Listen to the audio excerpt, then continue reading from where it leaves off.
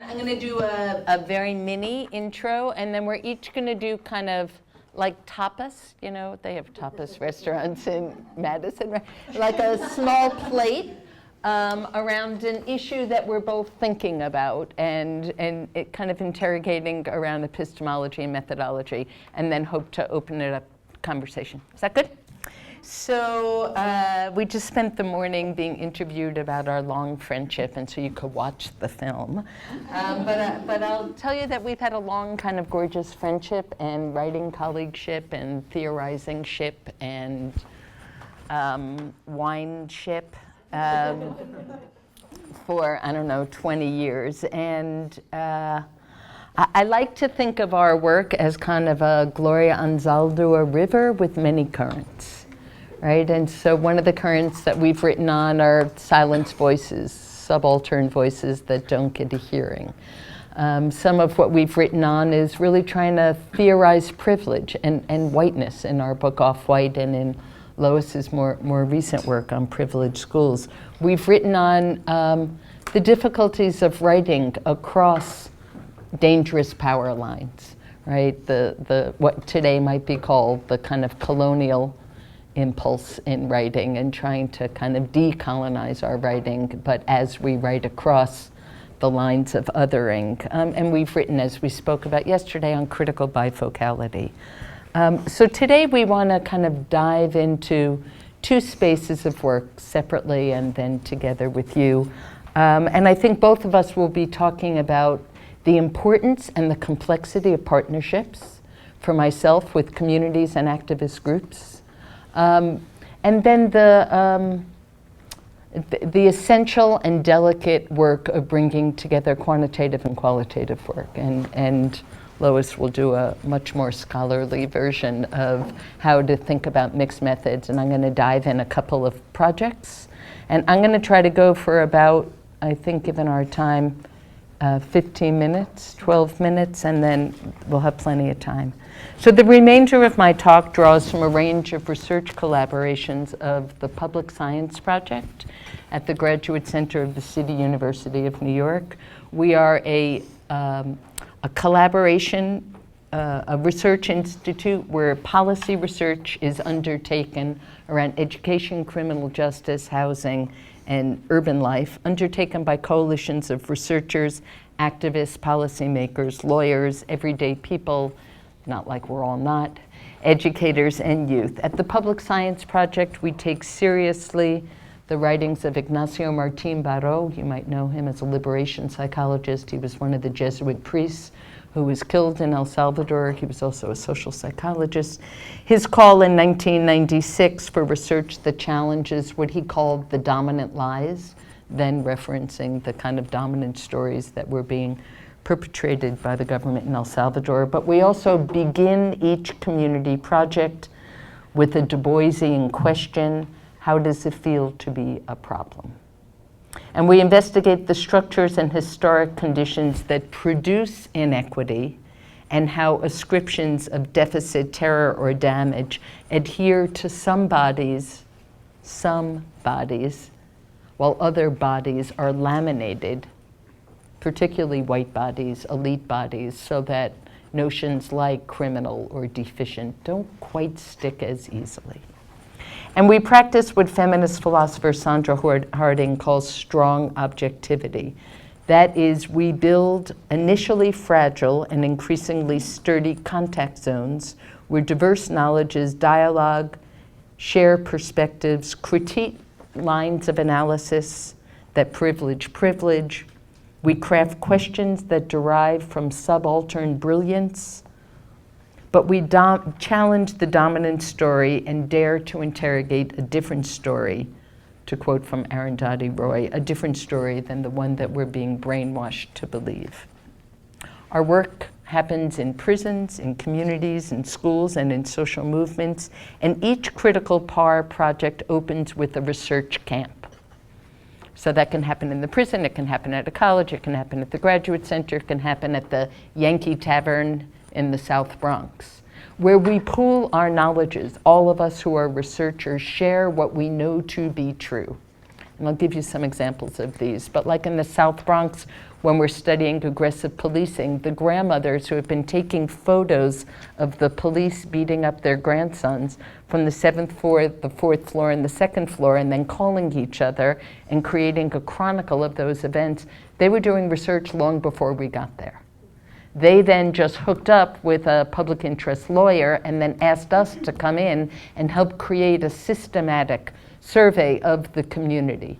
But we pool those knowledges with no fantasy that people from the community know everything or researchers know everything, but we create a space that interrogates power but tries to bring together the different resources that we have to craft a question, craft a design, think about products worth producing, and then for us, the community always owns the data. Those for us are kind of the non-negotiables, that the community who has been most affected by the issue help shape the question, hopefully shape the research, but certainly shape the products and own the data at the end. I'm going to move quickly, and I'm happy to say that confessionally that there are many mistakes and hiccups and times where we step on power lines and whiteness pours its way in and the academic hegemony pours its way in, and we create a process for having those conversations. But there's nothing clean or more ethical about this kind of work. It's deeply theoretical. We all read social theory. We all research history. We interrogate existing, usually quantitative databases to understand the issues in the community. So we look at the NYPD data back to the Bronx, but we also collect our own. And we do what's called, in that case, stats for the people. So we do statistical analyses in the basement of Yankee Tavern.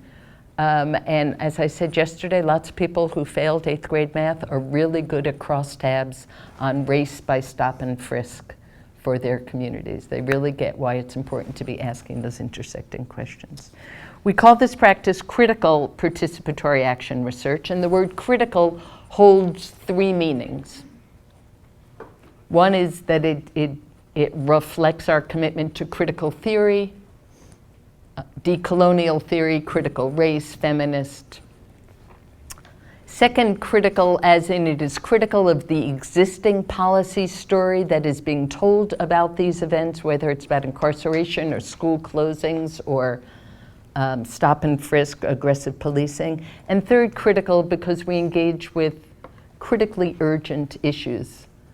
At this point, we are lucky that social movements are coming to us, and so it's not like we're wandering into other people's neighborhoods, although sometimes that too.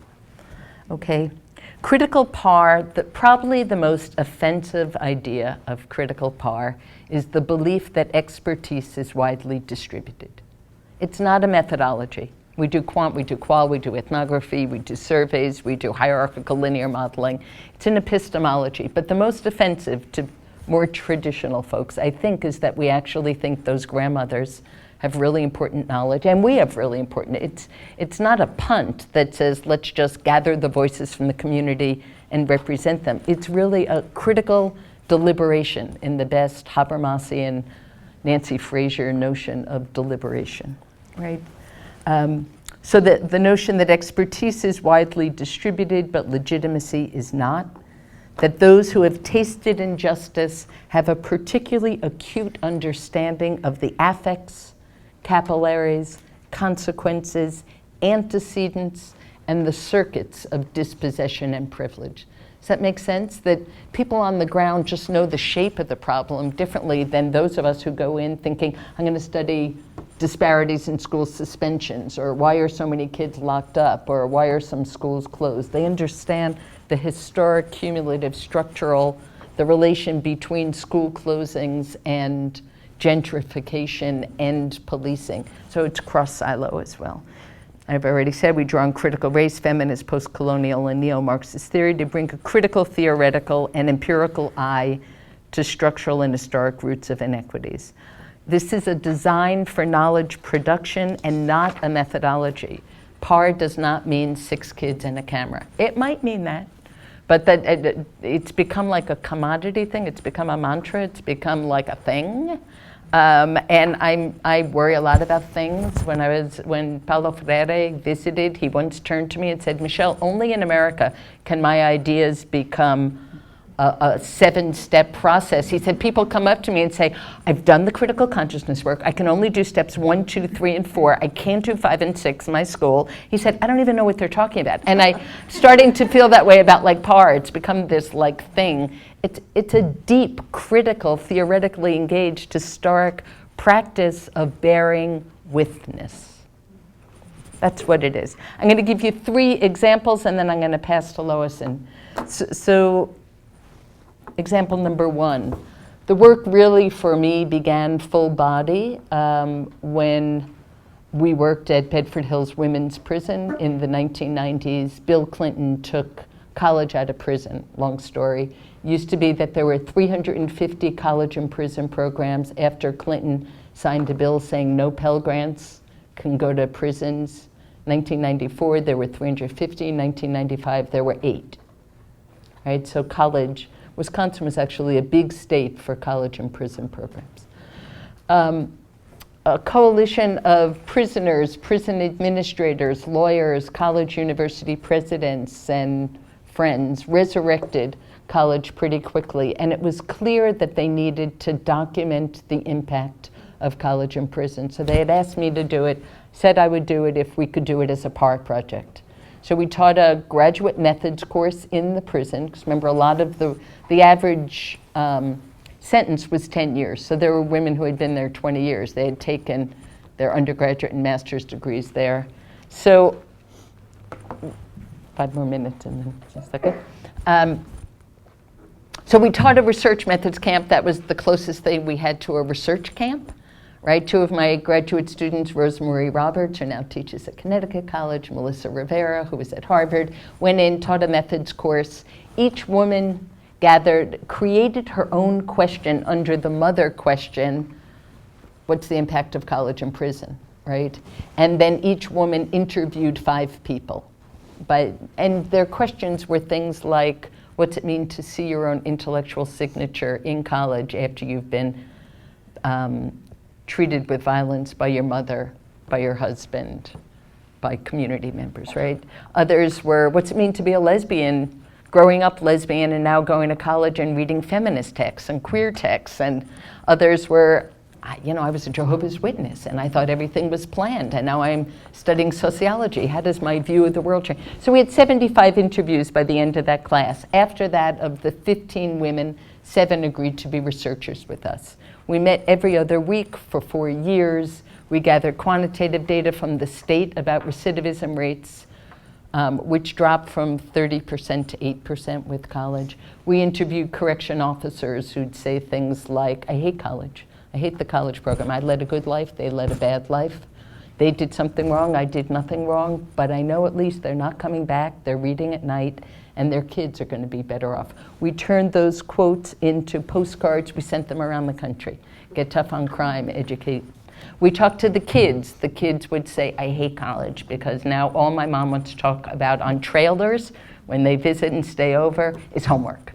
But now I tell my friends, my mom's upstate, she's at college, right? So and then we interrogated, people who hated the Anyway, we created many, many, many products. We worked together for 4 years. There's a report online called Changing Minds that you can download.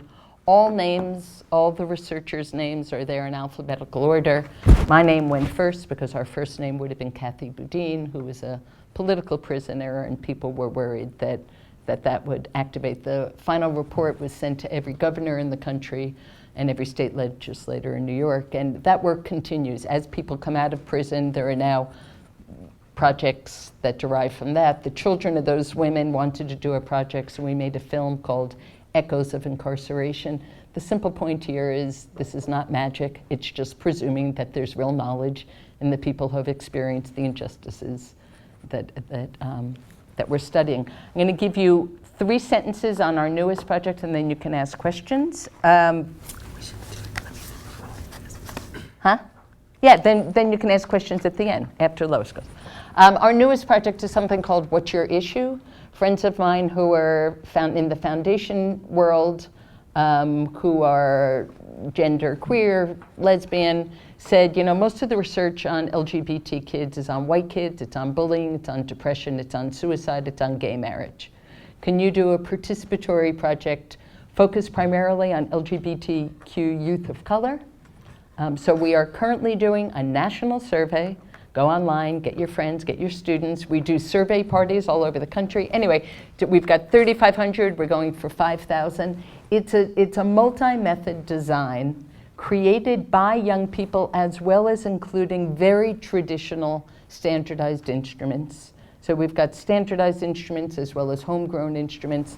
The question on what your gender is like this long, and the question on what your sexuality is this long. And I will tell you, this work has really made me realize how violent it is for us to turn those into binaries on surveys. It is really not okay.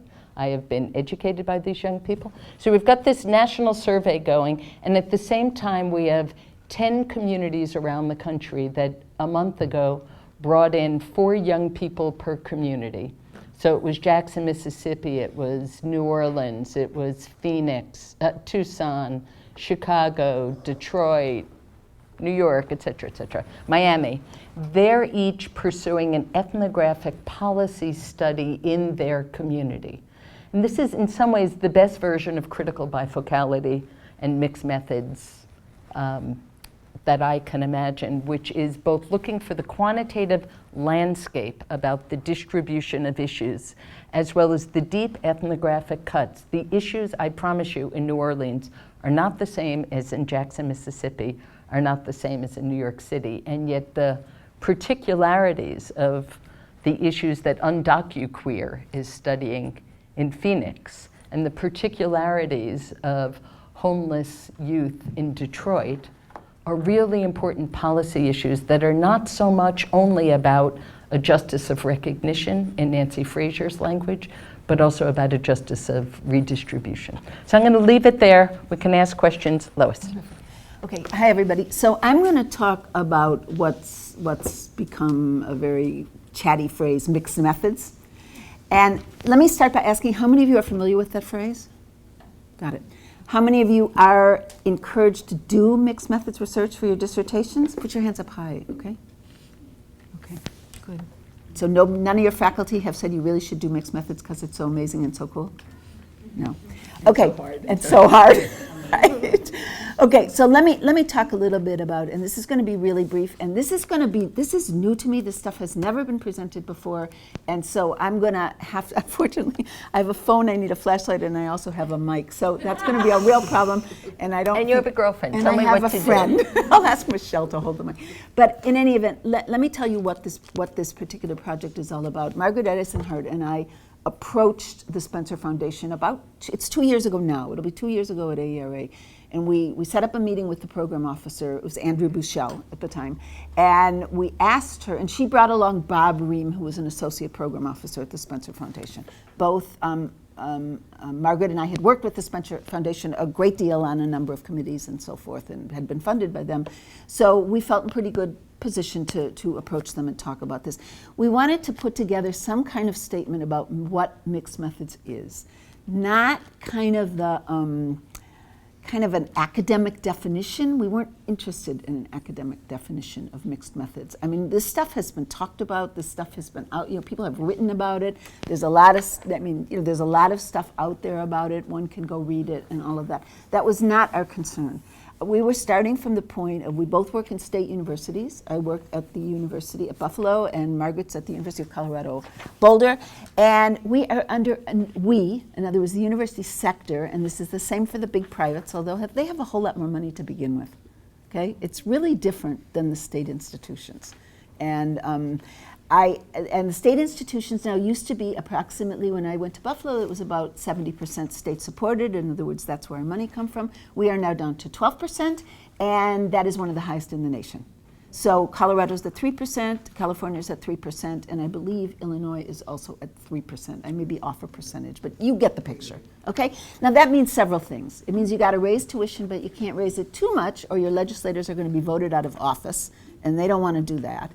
Or you got to really lean on your faculty to start producing a lot more grants, which is exactly what has happened at the time. Any person teaching at a state university will tell you this, and also privates, but that's, again, different. They're going to, there's a lot of leaning on faculty members to start to produce certain kinds of grants. Federal grants give the university 58% kickback in a lot of places.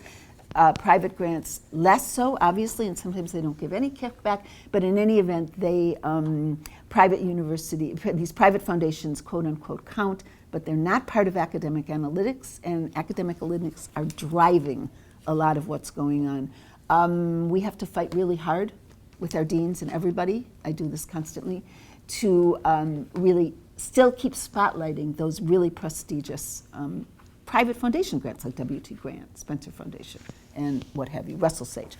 So we wanted to put together a statement. The starting point is things have changed at the university. The second starting point is we are people who study the production and amelioration of social and economic inequalities. That's our starting point. I mean, that's where sort of this group began. There's lots of other things that can be studied. That's sort of where we entered this big conversation with this particular thing. So Margaret and I approached Spencer with a draft, and Spencer said, we had a meeting with them, and Spencer said, you really should model what you're talking about and put a quant person on. So we approached Greg Duncan. If you don't know Greg Duncan, he's the editor with Richard Murnane of Wither Opportunity, which is an absolutely spectacularly helpful book in a lot of respects. So we put together this small team, and we wanted to put, we wanted the funders at the table, and we wanted a very, very small group of scholars at the table who were, by and large, at the very senior level. So that's exactly what we did. We had IES at the table, a program officer from IES. We had a program officer from NSF, we had a program officer from WT Grant Foundation, and then we had the two people from the Spencer Foundation sitting at the table with us. And we had people sitting at the table, scholars who sitting, not all of whom have done mixed methods research, but who had a predilection, understood it, could sit at the table nicely with other people, play nicely in the sandbox with others, because that's a big deal in this kind of stuff. And that's the group that we had. So we met twice face to face, and then Margaret, I, and Greg really drafted stuff, sent it out to the group, drafted, et cetera, the whole review process thing. And we're just about ready to release this statement. I'm waiting for one more round of feedback from this small group. And then the lead institution on this was the University of Buffalo, so I'm waiting for one small round. And it was a great process, by the way. It was just a spectacular process. Again, we're not seeking a singular definition. I'm not interested in singular definitions of class or mixed methods or anything else. I think that this is, it's good to have the kind of discussion about what these things mean. By the way, we recognize fully that there's epistemological differences between qualitative research and quantitative research. Okay? Of course there are. I mean, qualitative research doesn't start with the model that they're going to end up with. Quantitative research does. I mean, they may find different things, but basically the model is pretty much set in place. They know what they're going to do, they know how the variables are going to be defined, et cetera. People working on mixed methods groups do not have to all be cross-trained, although I want to say just a little bit about what I personally think and what the group personally thinks is going to happen to graduate students at research universities who want to be researchers, okay? Around the question of methods training. But you do have to have, you have to know the language. You have to have just enough training so that you know the language. You have great respect. You're not fighting constantly. No ego sitting at the table. We want people who can work together well to put together these larger teams. And remember, these larger teams, hopefully, are going to be able to garner more funding. And it's not just a matter of funding. It's a matter of the kinds of questions you can ask and the kinds of questions you can answer by using multiple methods. So that was our starting point. By the way, a number of universities are actually, including UC Riverside, are pursuing cluster hiring now. They're actually hiring teams of people who may be able to work together. Now, this has implications for funding and the kind of thing that funders are going to have to think about as they allocate money, because large teams cost more than small teams or individual. This is not saying no individual work. This is not saying no small team. This is not saying any of those things. But certain kinds of large and broad and enduring questions in education can be fruitfully approached from this larger, broad-based perspective where we have varying people sitting around the table. Now, I want to talk just a little bit about the constraints of this stuff. And we talked about all of this at our two face-to-face meetings, and we had lots of discussion about what this means and where we go from here and some of the implications. We're just about ready to post it. And the funding agencies that we've been working with hopefully will provide links to their sites. We're going to be talking more about what else we want to do about ARA, to get the word out and that sort of thing. But this is where we're at. I think it's a really, hopefully, very important and a helpful statement. Nobody got anything out of this except that we wanted to do something for the field and to sort of go beyond the paradigm wars, which at least around really, really smart and really, really smart qual and really, really smart quant people don't exist any longer. This is not a good use of our time any longer. I'm not saying they're dead, but they're really not what's at issue here any longer. But you need to figure out how you can put these things together and what it means. So broad definition of mixed methods, and we put that in quotes. We don't use the term multiple methods only because mixed methods is a more familiar term to everybody. More broadly than the specific tools used to collect information that represents the world we're trying to understand, as important as those tools and expert uses there are.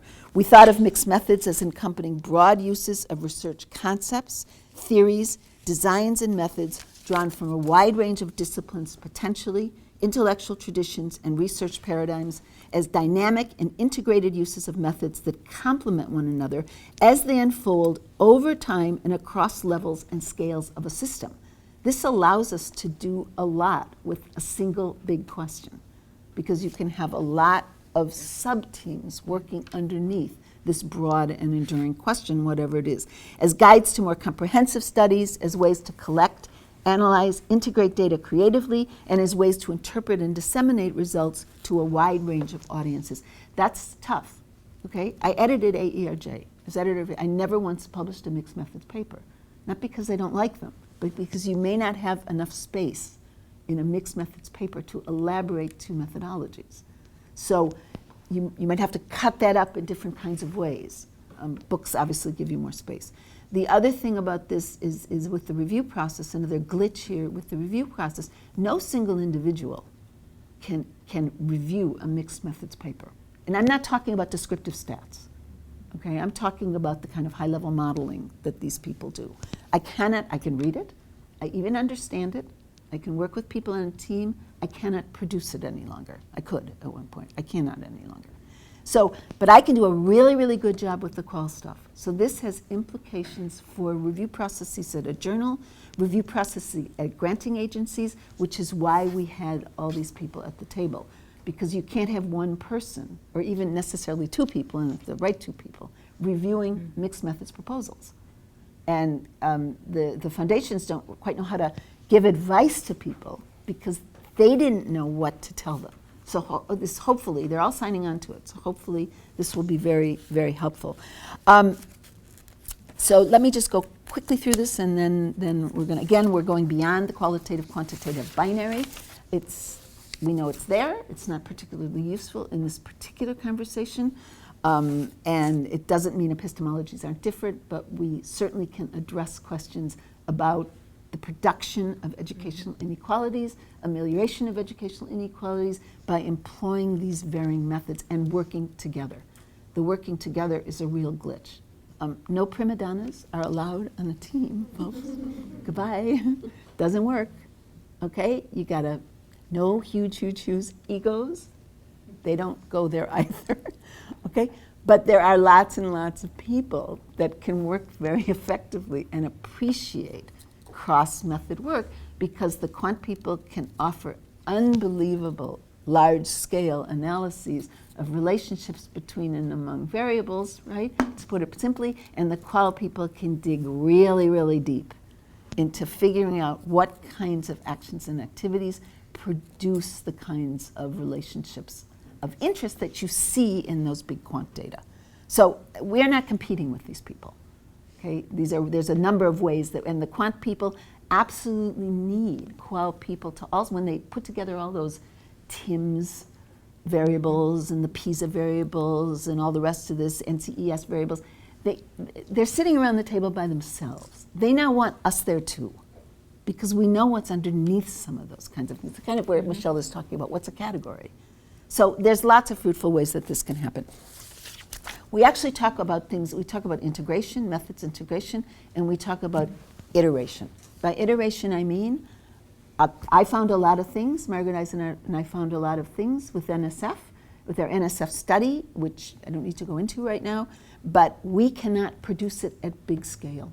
I want somebody to look at the NCES data to see how particular things that we found about how kids are taking in poor communities.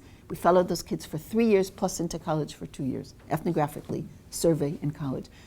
We need to find out the extent to which the particular ways in which kids in certain kinds of schools are approaching math science. I don't mean how they're taught. I mean how they get them. Like, what do they take their freshman year? What do they take their sophomore year? Do they take Algebra 2 before they pass to Algebra 1, which is very common? Okay? But we need the big databases to see the extent to which this is the same or different in different communities and different states. That's where we bring it to scale. Qual people cannot bring to scale. We can bring to scale in the sense that we have sites in different spaces, right? Okay, California represents something, Georgia represents something in terms of the economy, Western New York, where I am, represents a collapsing economy and now regrowing, but we can't bring it to big scale, right? So we need all these things going on at one time.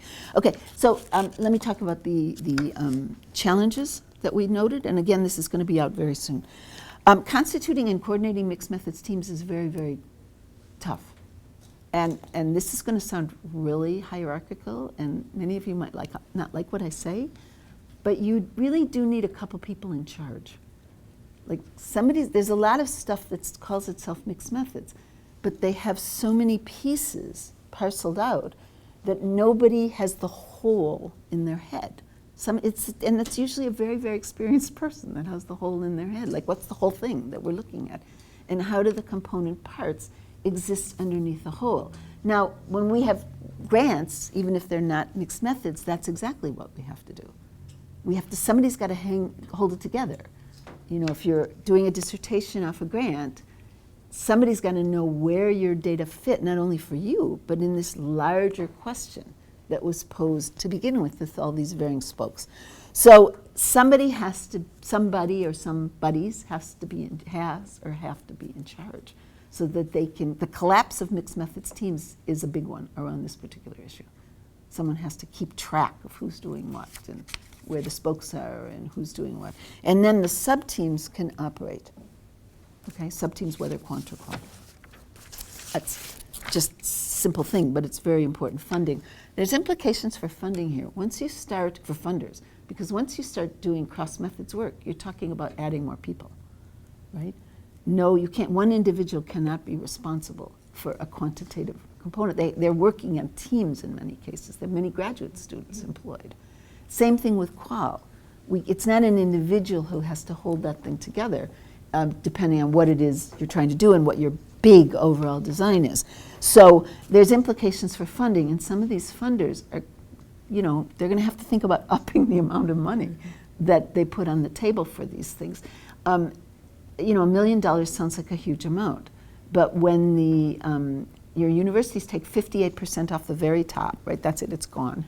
Okay, you don't have that much left. And when you pay graduate students, which we all want graduate students, right, as part of these teams.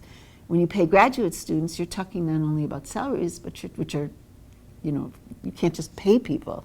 There's salary structures in place. And then you're talking about fringe benefits. So you can pay, at Stanford, for example, good friends of mine tell me that putting a graduate student on a team really will cost them approximately $65,000.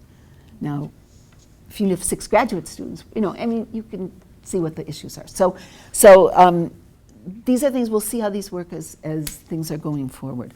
Training programs in mixed methods. Most institutions now, or many institutions, I should say, have, the qual people take our qual courses, right? They do a sequence of courses, and they're very rigorous, I think. And we now at the University of Buffalo have have joined with EdPsych and quant methods. We do some same research, some different research, but our students now take, each of those students in each of those groups take a year of the other method. So that all of the qual people are taking a year of stats. That might be the case in a lot of places.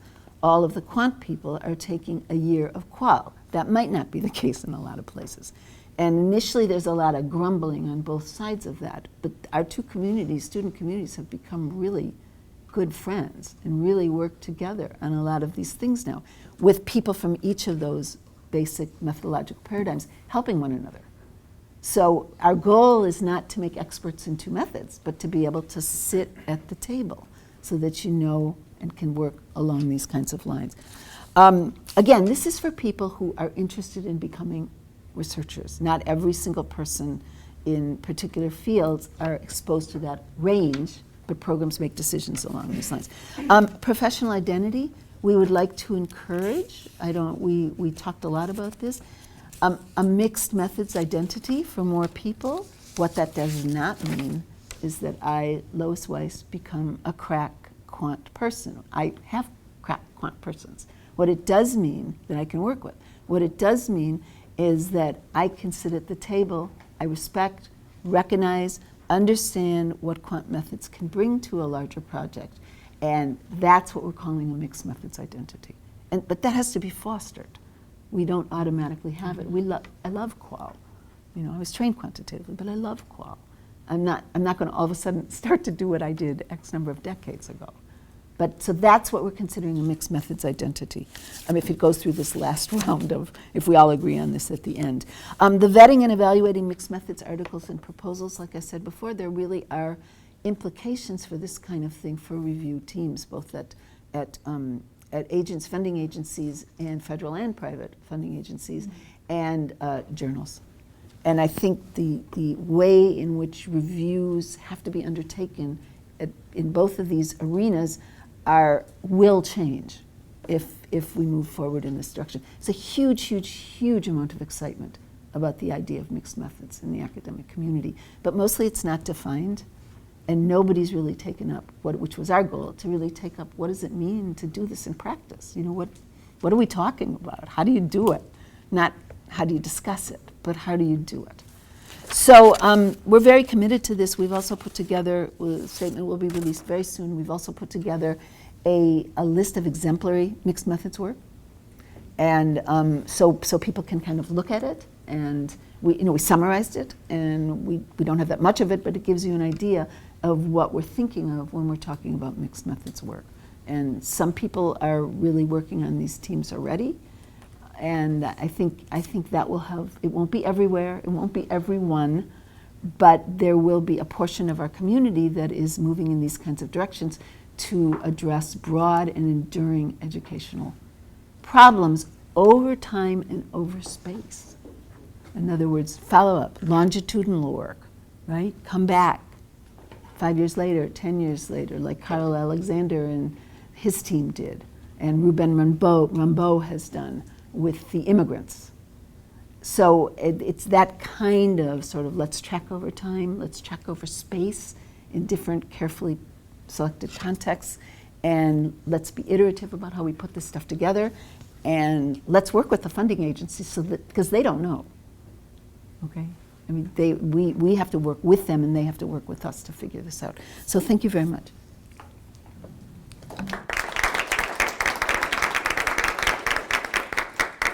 So maybe we can popcorn up some questions like we did yesterday, and then we could do 2 rounds of that. I have a very trivial question. What is the name of the national survey for LGBTQ youth? What's your issue? Thank you. It's got a very cool in English and Spanish video in the beginning, and explains that it was youth and adult created. And if you have a group of people who want to take it, we are funding survey parties all over the country. We'll pay for the pizza. So we're trying to get young people who aren't usually captured by national surveys. So we're trying to keep like the white-only group under 50%. White people seem to really like to fill out surveys, so they keep popping up. So we're really strategic. So if people have most of my best friends are white people. So, yeah. Yeah, John. So I had this question about you, Michelle, when you talked about sort of the work you're doing with communities and with organizations and different institutions. Mm-hmm. There's a lot of discourse in education now about research practice partnerships. Mm-hmm. And as you know, you talked about this modification of ideas that mm-hmm. is descriptive of any, you know. And I'm wondering what your reaction is to the broader discourse around research practice partnerships as it relates to your work. The kind of publicly engaged scholarship you did, both the models that you're doing. Cool. Should we take that and then move on to another question, or yeah? So I can respond, yes, and then so you know, all of that is language that appeals to me as long as it is serious about some, for me, key non-negotiables, which is that people from those communities help shape the questions. And again, this is not a dodge on academic authority. I am not interested in giving voice to, but I am interested in a serious deliberation. I think the Academy has done what Gayatri Spivak would call an epistemologically violent history with respect to particularly communities of color. We would never publish about wealthy communities the way we publish about low-income communities of color, as if the data were simply low-hanging fruit with no history, no structure. And I think for that, we all need to have pause, particularly those of us who are white, not from those communities.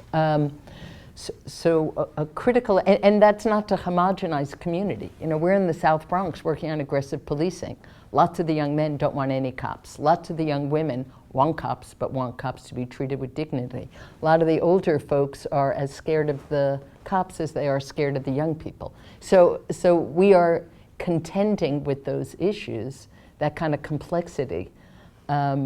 You know, we try to get police involved in the conversation. Retired police officers will do it, standing police officers won't. So my worry about scale, the language of scale, whether it's on an intervention or a research project, is that the first thing to get sacrificed is deep participation, local context, and accountability to the local. So I really appreciate partnerships as long as it's not a way for academics to then steal the ideas of communities, publish on them. So we have real commitments. We have a lot of big grants. We have strong commitments. The first publication is everybody's name. Everybody has really done work, different kinds of work, but it's not right. Sometimes we build into our grants that we can give people college credit. They really have to write a paper, and then I read it or whatever, and my partner's college will give them 3 credits for $250, right? CUNY won't do it. We have a commitment around how the money moves. Right, so on this, what's your issue? We got $800,000. Almost all of the money goes to LGBT youth and youth organizations who are these 10 communities are getting real dollars. I use graduate students from the Graduate Center. I don't get paid. Maria gets paid, and our quant person gets paid. The university takes some of it, but most of the money goes back to LGBTQ. And on the survey, young people can be in a raffle after they complete the survey. And so every 2 months or something, we choose somebody. We just had an Arab woman who wears hijab, who identifies as a lesbian from Detroit, and then they write a blog thing on our, and they have the opportunity to give the money back to another LGBT youth of color who might need it. I can't tell you how moving it is to read these, like I will, or I'd love to, or I'm waiting to hear from college, and if I get a full scholarship, I'll send you the $50 to give to somebody else. But right now, you know, it's a community of caring for whom, which they have alerted us that one of their key gifts is that they know how to care for themselves and each other because they've been doing it for so long. So as long as these partnerships have a strong sense of to whom they are accountable and a serious commitment to research, but don't become another kind of misuse of community to advance academic interests. You know, we've seen enough in the ethics area, certainly the issues that occurred in Arizona with the Native American blood samples. Hesse Hevasapi tribe, I think, where they took blood samples. They said they were studying diabetes, and then somebody from the tribe was at a talk where they were studying schizophrenia, right? And so universities have a long history of ripping off communities. So I think we've got some reparations work to do, ethical and empirical. But I also really, the nerdiest part of me just thinks the data are more valid when you have deep community partnerships. Did you want to? Mimi has it, yeah. I have to ask a question about the ethical issue again of the IRB in both of your reports. I had the pleasure of being one of the few facultatively oriented persons on an IRB here for a few years, and recognized the great difficulties some of our international students in particular were having, because very few people understood the dilemmas of doing research in dangerous places, although there were indigenous graduate students wanting to do research. Anyway, so the question is for both of you in both of your work. How are you navigating, or in what ways do you have community partnerships that share power, but how do you navigate the IRB requirements? Have you changed them? Are you negating them? Are you ignoring them? Probably not the latter, but I'd like to hear your answers. Go ahead. I think Michelle and our issues on this possibly are different, but I've dealt with a lot of, I have a lot of international students. I also have a lot of domestic students who don't know necessarily what IRB is about. But look, here's how I come out on IRB. I've done research in very, very, very poor sites. I've done research in reasonably rich sites, okay? In the very, very poor sites, people go in, waltz into these places, and they're there, and all sorts of terrible stuff can go on with researchers. And the parents and guardians care very much about their children. They love their children, but they're not necessarily going to be, texting one another within 5 minutes of something that goes on within a school, which would be the case in a more privileged setting. I mean, that's, if the parents are concerned, guardians are concerned, anything in a more privileged setting, the parents are right on top of it. So I'm a supporter of IRB, okay? Having said that, we have to work with IRB on particular projects. So we've had a lot of projects where we had to actually meet with them and say, look, this is what's going on. And I have not found, maybe it's just where I am, but I've actually found IRB to be very willing to put in the time to talk with us to reach some common ground on these issues. You can get in a lot of trouble if you don't go through IRB as a faculty member or a graduate student. So I know there are people who attempt to avoid IRB. I really think that's not a good idea. But we've had a lot of issues with IRB, but we've been able to reach some common ground without really compromising anything on our end. I would actually give a similar story with very different content. We have educated our IRB and they have educated us. I don't consider them a barrier. I know the history of it. I appreciate the history of it. I don't think people's lives are low-hanging fruit. I think we should have to be reflexive. So when we were working in the prison, there was all this question, because as soon as you say the word prisoner, they all get hives. So now, Maria Torre is the prisoner advocate on the IRB, because we do so much work with prisons. So that on the PAR projects, sometimes we have to, anybody who considers themselves a researcher takes the CITI. So these community grandmothers, everybody takes it. And we spend a lot of time talking.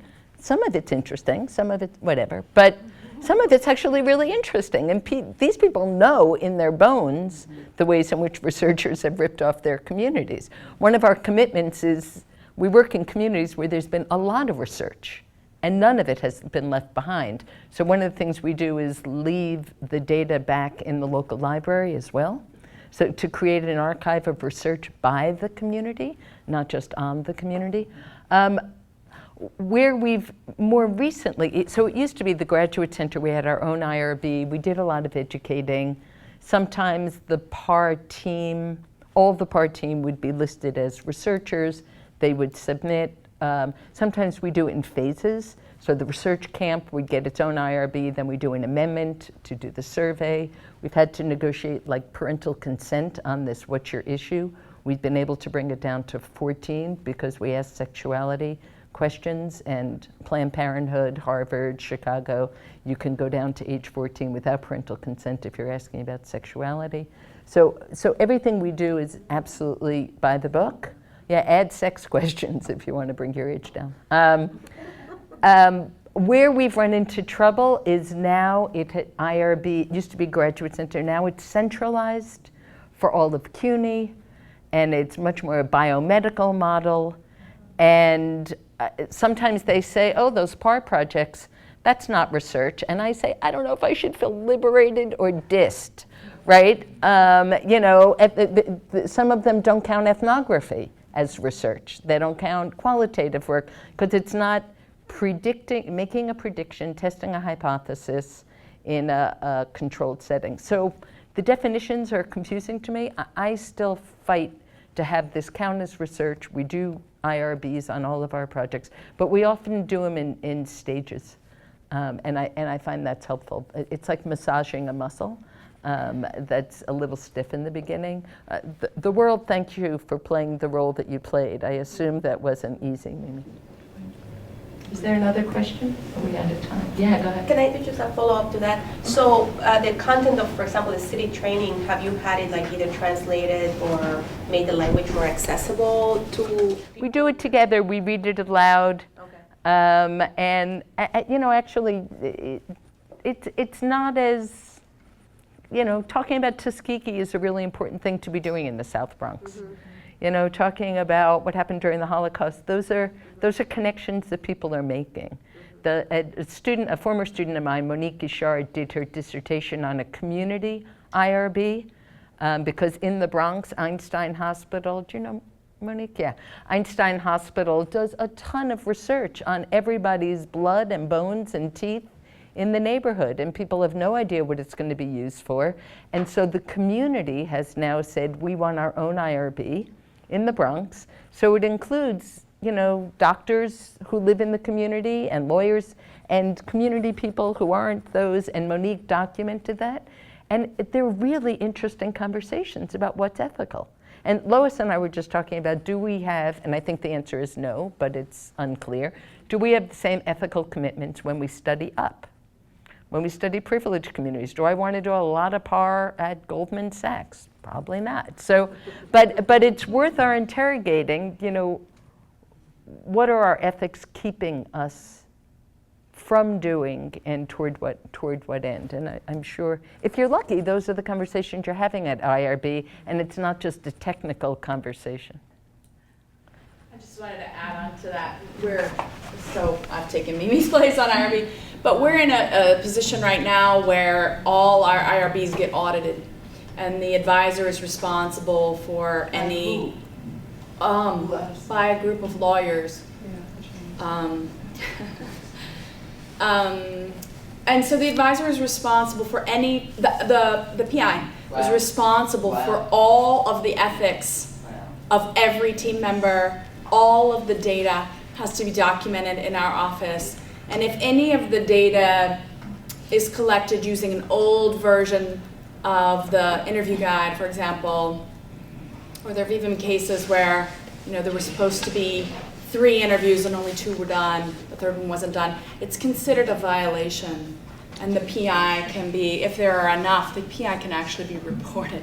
So we're in this period, this audit culture of IRB that's making PAR really difficult in interesting ways. And I think would also make mixed methods more difficult, potentially. I haven't seen any cases like that. Stacy's been through an audit, attest to the pleasures of audits. When you say also here at UW that that IRB has become dominated by administrators and attorneys. Mm-hmm. That's not the case. In sort of problematic ways. I think that's You don't fair, actually because have we're on film. trained. Yeah. So Strike that. Is this because of what happened at, was it at Illinois? Yeah. Minnesota. Minnesota, yeah. Yeah, I mean, the surveillance culture and the audit culture seem to go hand in hand. Right. Those of you that are quantitative people, I don't know how many you are, but if you're okay with the public use data, you don't have to go through IRB. But if you're using the restricted databases, you do have to go through IRB. So just keep that in mind. There's also been a lot of pushback from communities on this new commitment to having all data be public. It's quite interesting. The political side, there's a website at the Political Science, whatever they are, association, of kind of critical thinking about, do we want qualitative material about communities open access?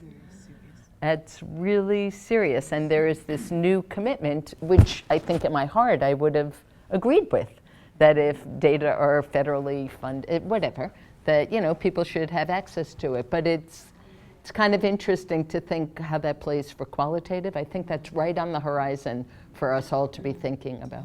This is this was actually taken up by AERA about 7 years ago, the concept of data sharing. Yeah.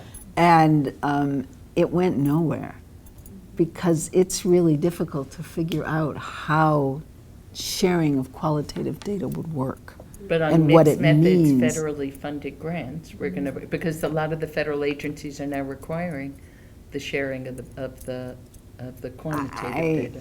I haven't heard anything about qual though. I It's- mean, maybe it's coming, but I have not heard it. Yeah. Go on.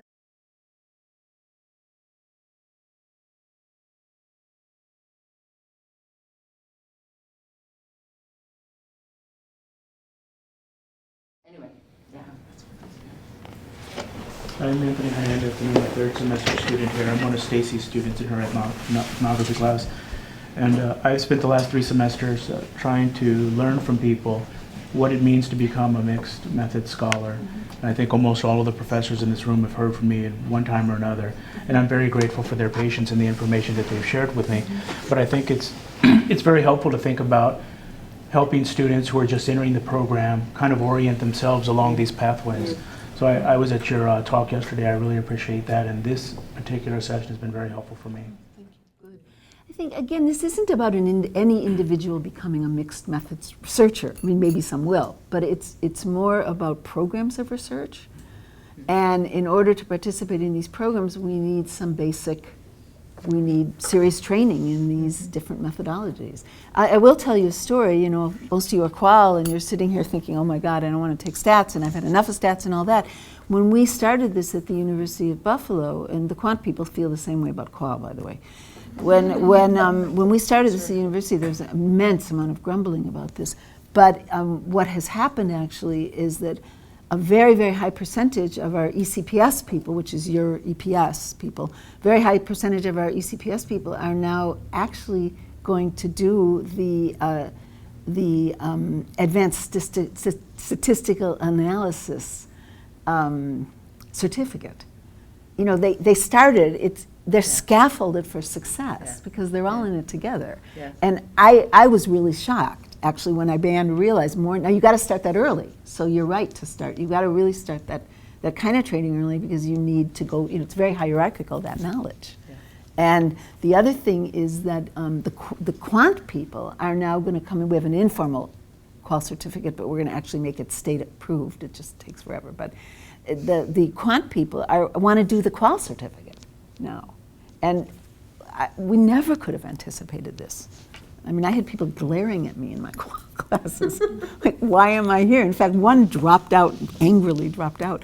And then that individual reappeared in another class of mine, and now this individual is going to get the qual certificate. So it sounds, they're all really, I don't mean to say this is wonderful, but I mean, people really are helping each other and very collectively working to accomplish these things. It's good for getting a job also.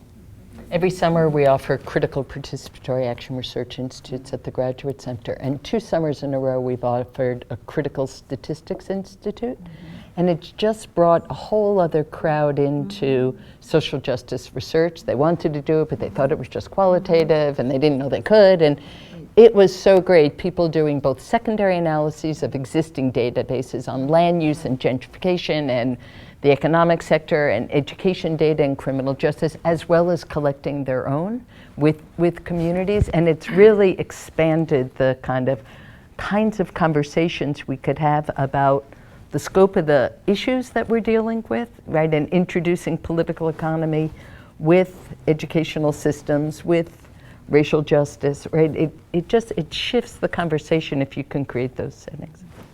Should we be done? Yeah. Are we done?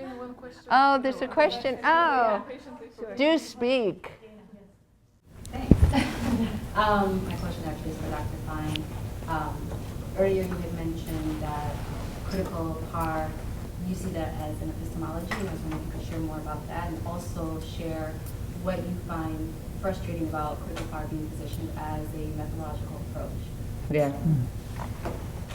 So I think it has a lot to do with, so I read a lot of like critical race philosophy and feminist philosophy. Nancy Tawana, Charles Mills, these are really interesting folks who are writing on what they call the epistemology of ignorance. How if we design science to not know, why are some of us surprised at all those videos of cops shooting black people, right? How do we design science to not know? So I'm interested in critical PAR as a way to gather a variety of kinds of expertise and knowledges around a table, in the same way that quant and qual, right? So we're just adding some grandmothers and some school pushouts and some formerly incarcerated folks. These are teams that bring different kind of expertise to shape the question, to think about the sampling, to think about the design, to think about the products. So it has to do with the production of knowledge. But our methodology, I worry that there's been a collapsing of PAR and methodology so that people think it's only qualitative and it's only, like I don't ever say I do Y PAR, because it's not just youth. It's intergenerational. We're working together. I don't like erasing the grown-ups. It just seems disingenuous. Like we're helping to, and we're not that powerful actually. They will push back when they don't agree, for those of you who have done this. But these are intergenerational projects that are paying attention to kind of fractures in power, whether they're about race or about age or about class or about academic standing or who's good at math.